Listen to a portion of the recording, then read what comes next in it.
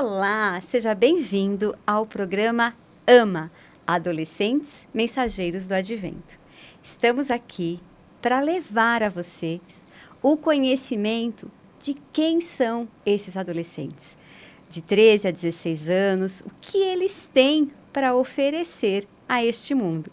E eu não estou aqui sozinha, estou com a Jennifer. Por favor, Jennifer, se apresente. Olá, muito prazer, muito obrigada pelo convite. Imagina, você faz parte aqui com a gente. Obrigada. Você é psicóloga? Sim, sou psicóloga, neuropsicóloga, atuo em área clínica, né? E faço avaliação neuropsicológica pela Santa Casa de São Paulo. Que bacana. E também nossa queridíssima diretora do nosso colégio aqui de São Caetano do Sul, querida Alessandra. Por favor, Alê, se apresente. Tudo bem, Cris? Tudo bem. Um prazer de novo estar aqui com vocês. Agora um programa diferente, o AMA, né? Estou muito feliz de estar aqui. E eu sou a professora Alessandra. Sou atualmente, espero que continue, né? Diretora do Colégio Adventista de São Caetano do Sul. E é um prazer estar aqui para falar um pouquinho de adolescentes, que é um desafio para todos nós que somos adultos. Isso mesmo. E para quem não me conhece, eu sou Cristiane Soler, psicóloga, e estou agora, né, administrando não, né, Jennifer? Como que a gente fala? Liderando ali, conduzindo o grupo de adolescentes aqui da nossa igreja de São Caetano do Sul, juntamente com a Jennifer. E hoje, então, nós vamos falar um pouco de quem são esses adolescentes. Bora lá, meninas? Bora lá. O que nós temos para dizer desses garotos e garotas cristãos de 13 a 16 anos? Quem são eles, né? Hoje a gente ouve muito falar dos adolescentes do quarto, que só vivem trancados no quarto, só tem comunicação virtual, pouco tem contato com as pessoas olho no olho. Eles têm muito mais facilidade com as telas do que o olho no olho. E aí, o que temos para dizer disso? O que você tem para... Conhece, Jennifer? Você trabalha com adolescentes? É um público muito querido, né? Que necessita de uma atenção específica, atenção especial. Tem muito para aprender, tem muito interesse em aprender e está aberto, né? A que sejamos acessíveis a eles, entendendo o mundo deles, compreendendo como que eles gostariam de ser chamados ou reconhecidos, notados.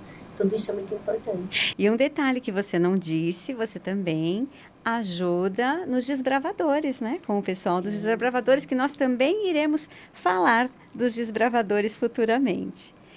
E Alê, você que lida diretamente todos os dias com esse público, com os pais de adolescentes, com os adolescentes, o que você tem para nos dizer quem são os adolescentes? Que é a geração hoje em dia dita Y, né? Isso. Bom, a gente pode fazer um paralelo aqui da adolescência dos anos 70, 80 bom. No meu caso, como o adolescente de lá se tornou adulto hoje, né?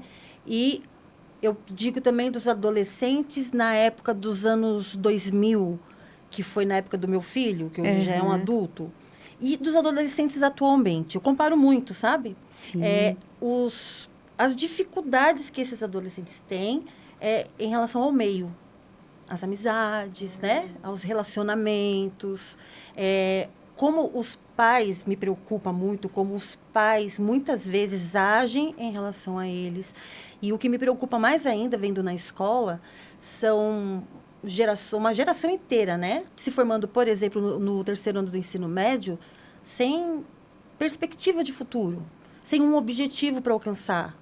Então, assim, parece que o mundo para eles hoje é tudo muito fácil, né? E esse adolescente que fica no quarto, apresenta quadros depressivos, que vocês veem muito, né? Eu acredito que tenha muitos atendimentos assim. Tem uma explicação, né? Hoje não existe mais a brincadeira de rua, ou você brigar e fazer as pazes, ou você quebrar a perna, quebrar o braço, né? O enfrentamento da realidade, né? Apanhar do pai e da mãe, né? Então, assim, essas coisas hoje não existem, elas fazem parte de um passado. E eu fico pensando, essas coisas todas contribuíram para os adultos hoje terem uma resiliência que não sei se os nossos adolescentes atuais terão. E me preocupa. Porque quando a gente cria um filho, a gente cria assim, meu filho, eu preciso educá-lo para quando eu não estiver mais aqui, ele for um adulto, ele seja uma pessoa de bem, de valores, né? E que seja feliz. Sim. Esse é o objetivo de qualquer pai e mãe. Uhum. Legal. Mas eu tenho uma dúvida se muitos deles, eu não vou dizer todos, óbvio, a gente tem muitas famílias estruturadas e tudo mais, mas se eles vão conseguir receber um não de um primeiro emprego, entendeu? De um relacionamento que termina. Então, assim, é um conjunto de coisas hoje que me preocupa nos adolescentes que não são mais juvenis e não são jovens ainda. Então, eles estão num meio termo ali que é difícil até para eles se entenderem. Sim. Entendeu? É essa preocupação. E dentro da escola a gente vê como que esse grupo age, né? E é uma coisa, assim, geral, sabe? Esse objetivo de vida do futuro que eu vou ser. Pouquíssimos têm. A gente tenta construir, mas é complicado. Sabe que é interessante? Na minha época dessa fase de adolescência, foi justamente a fase onde eu mais tinha desejo de aprender a dirigir. E é interessantíssimo que, eu não sei a geração hoje, essa geração adolescente ali de 13 a 16 anos, eu acredito que esteja mudando um pouquinho, mas a geração anterior a eles não teve o menor interesse em querer aprender a dirigir, que é uma autonomia, que é a liberdade, a sensação de liberdade que você tem, eles perderam um pouco isso, né? E muito legal que você comentou, né, de fazer o comparativo com as gerações anteriores, por quê? Porque elas são responsáveis, nós somos responsáveis por esses adolescentes de hoje. Então, os pais costumam falar, não, porque meu filho é assim e tal. Mas ele é responsável por esse filho. Ah, não é a escola, não é os amigos. Pô, tem interferência, né, Jennifer? Nós sabemos que interferem, mas se eu tenho um pai e uma mãe presente, essa interferência não vai abalar tanto. Não é só presente. É um pai e uma mãe que dê limites. Sim, exatamente. A gente já comentou algumas vezes sobre isso aqui. Eu falo que o limite é a palavra-chave de tudo. Limite, ele precisa para um relacionamento, num casamento, né? Ele precisa numa sala de aula. Ele precisa entre pai, mãe e filho, né? Então, é isso. Quando falta o limite, o próprio Deus, ele dá os mandamentos como um limite, que é a proteção. Se não tivesse o limite, a gente já está no mundo que a gente vive, imagina se Deus não tivesse dado os 10 mandamentos como um limite. Até aqui é seguro. Depois daqui você pode ir, mas não é mais seguro. E é isso, né? É isso que vem faltando. E é uma necessidade do ser humano esses limites, muito, né, Jenny? Necessidade. O senso de ambição do adolescente e tal é menos rebuscado. Sim. Né? Eles não têm esse senso como nós tínhamos antes, de eu quero conquistar, como você falou, dirigir. Eles têm outros esquemas de ambições que eles almejam ter, mas é muito no mundinho deles mesmo, é mais fechado, não é tão amplo para agregar, para entregar, é um pouco mais neles mesmo. E esse é o nosso desafio, de ter essa leitura, de compreender e de poder buscar ele para fora, né? Trazer esse adolescente que fica no quarto para fora, né? Entender, compreender e mostrar para eles alternativas acessíveis para que eles consigam ter essa visão de possibilidades e conseguir, então, se ver, né, visualizando essa possibilidade de conquistar e ter novas ambições. Né? E, claro, como a professora falou, o limite vai ser interessantíssimo para que ele entenda que, sim, ele precisa trazer para fora, mas com limite.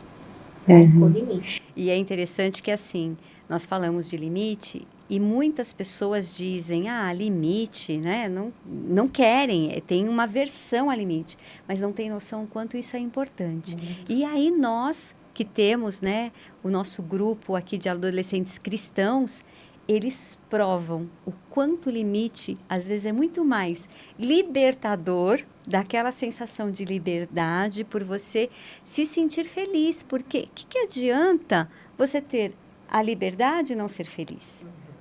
Nada. Então, Cristo traz essa felicidade, essa alegria, que faz com que eles possam, sim, se sentir com essa liberdade, porém, com limites. Verdade. Porque a Bíblia é o nosso instrumento E isso nos delimita ali a caminhar justamente no melhor, né?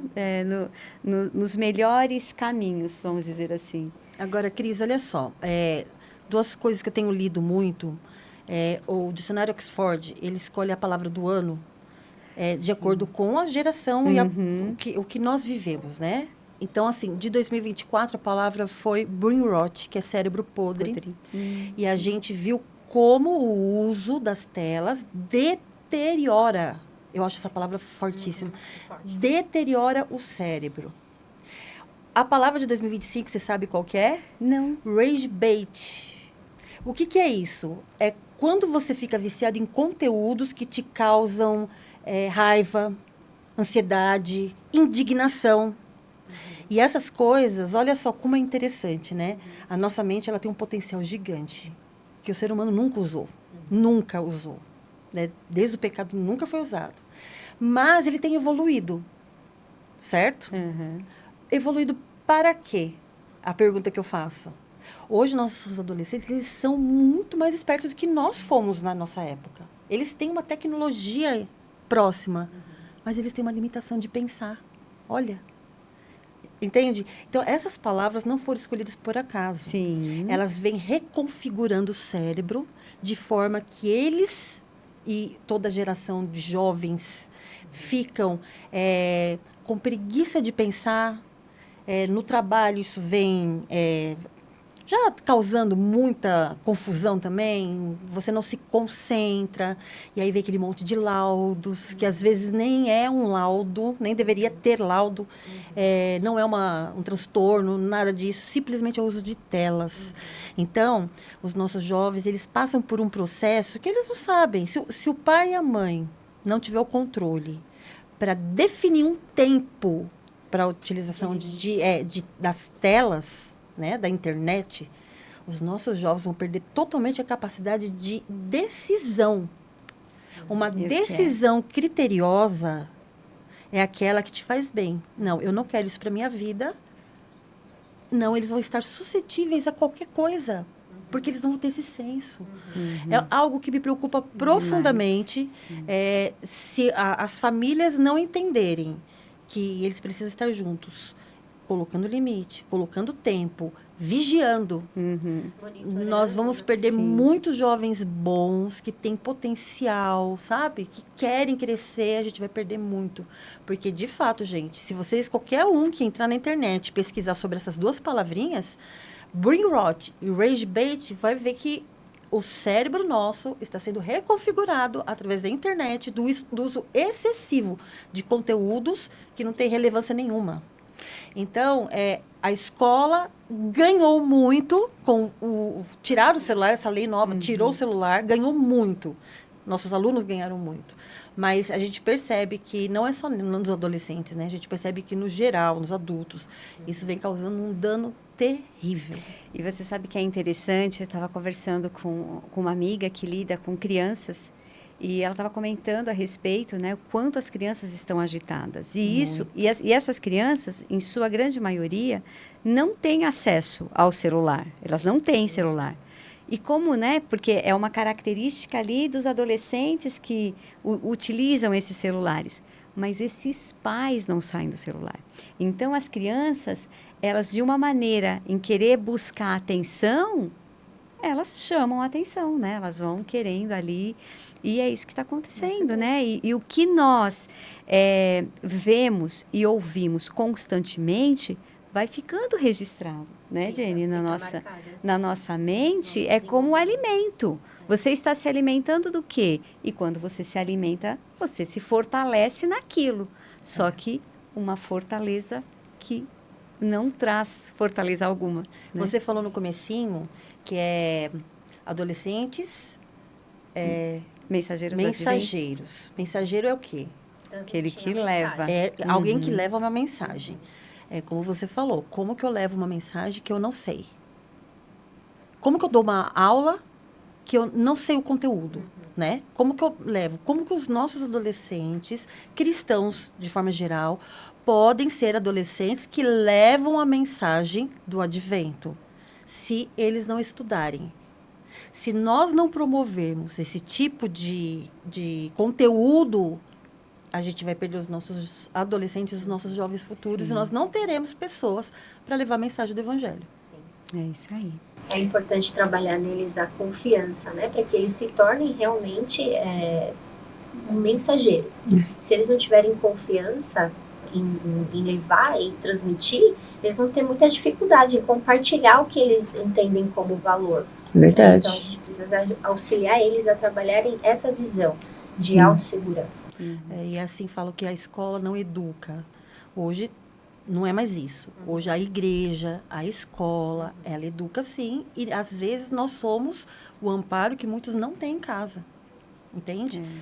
Por famílias desestruturadas. E que bom que nós temos famílias boas que estão ali junto no meio, ajudando, né? Muitos amiguinhos vão para casa do outro e aquela família dá todo o suporte. A gente tem muito disso na escola, né?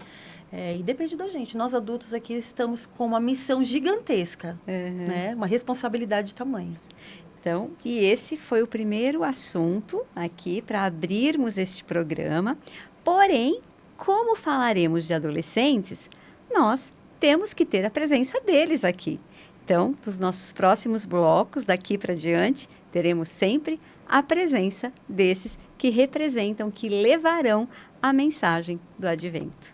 Muito obrigada por terem assistido. Espero que vocês gostem, curtam, compartilhem. Então, vamos fazer uma oração em prol desses adolescentes. Vamos lá? Querido e bondoso Deus, obrigada, Senhor, pelo teu amor e cuidado por cada um de nós. Obrigada por, Senhor, deixar conosco o Espírito Santo que nos faz sermos pessoas boas e agir conforme a tua vontade, que é o melhor para nós, porque o Senhor sabe o que é melhor para todos nós. Te rogamos, Pai, que cuide da mente, da vida, da saúde desses adolescentes, dos nossos adolescentes, que são seus mensageiros para atrair mais adolescentes a serem felizes, a encontrar a paz, ter boa saúde e, principalmente, saber que tem sim uma promessa, uma razão de viver este mundo, nesta vida, em prol da eternidade, que é a vida que o Senhor nos promete, plena e feliz. Eu faço essa oração em nome e por amor de Jesus. Amém. Amém. Obrigada pela companhia e até a próxima. Tchau, tchau.